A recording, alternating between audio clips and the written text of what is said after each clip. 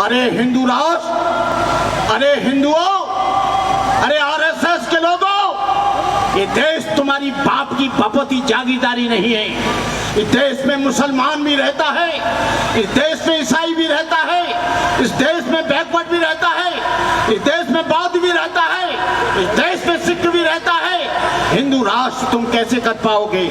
हिंदू राष्ट्र बनाने का मतलब है कि तुम्हारे लिए मनुस्मृति तैयार है, तुम्हारे पीछे झाड़ू आगे हाड़ी, तुम्हारी शिक्षा को रोक दिया जाएगा।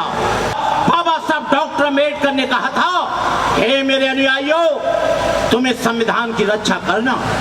यदि संविधान जिंदा है तो मैं जिंदा हूँ, और मैं जिंदा हूँ तो तुम जिंदा हो। संविधान जिंदा है तो तुम जिंदा हो। बहन सीमा कुशवाहा, मैं तुमसे अनुरोध करना चाहता हूँ, बैकवर्ड के बहुत महापुरुष हुए, तुम ओबीसी समाज से आती हो, लेकिन जैसे ये समाज, दलित समाज तुम्हारा सम्मान कर रहा है, मैं चाहता हूँ देश में ओबीसी और बैकवर्ड भी तुम्हारा वैसे सम्मान करे तो मुझे खुशी होगी।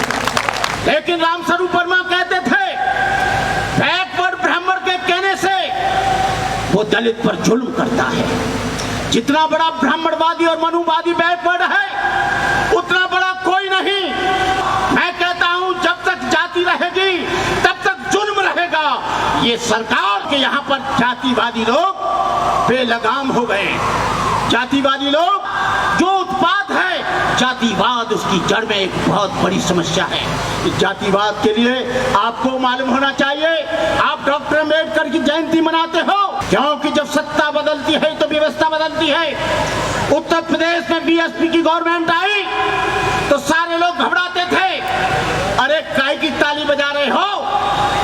संसद भवन उनका है, विधायिका उनकी है, कार्यपालिका उनकी है, न्यायपालिका उनकी है, सारा का सारा मीडिया उनका है, तुम्हारा खाक है।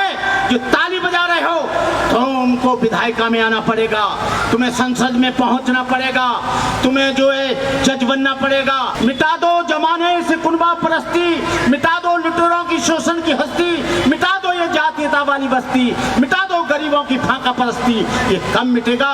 जब तुम सत्ता में आओगे, हुकूमत में आओगे। हुकूमत में बहुत बड़ी ताकत होती है। राजा अशोक ने 84,000 बौद्ध स्तूप बनाए।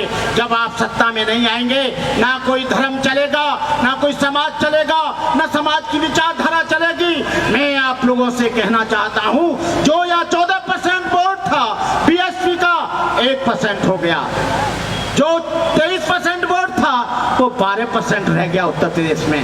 ये कौन सा परिवर्तन है? ये कौन सा आंदोलन है? तुम लोग चुप बैठे हो, आप लोग आते हो और झाड़ू में वोट डालाते हो।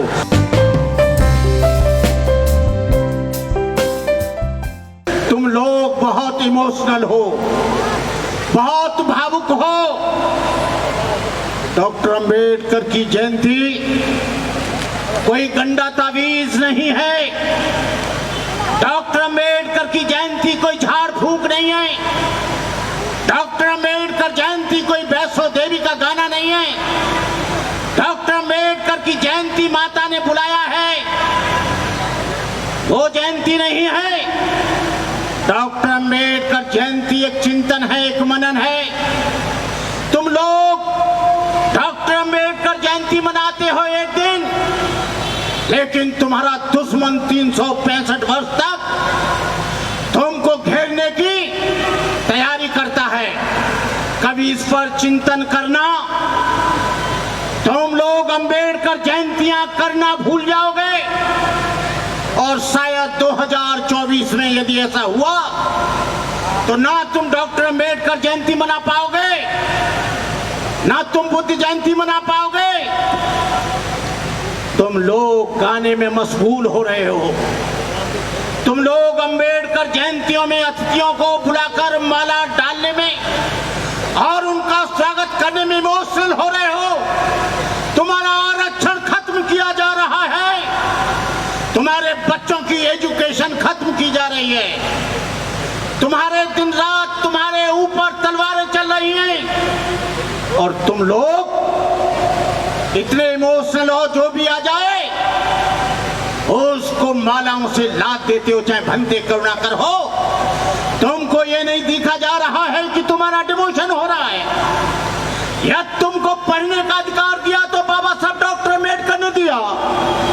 यदि बाबा साहब डॉक्टर अम्बेडकर तुमको पढ़ने का अधिकार न देते तो तुमको नौकरी कहां से मिलती?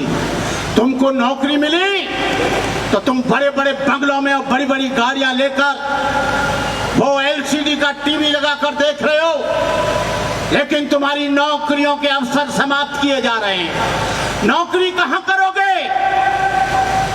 नौकरी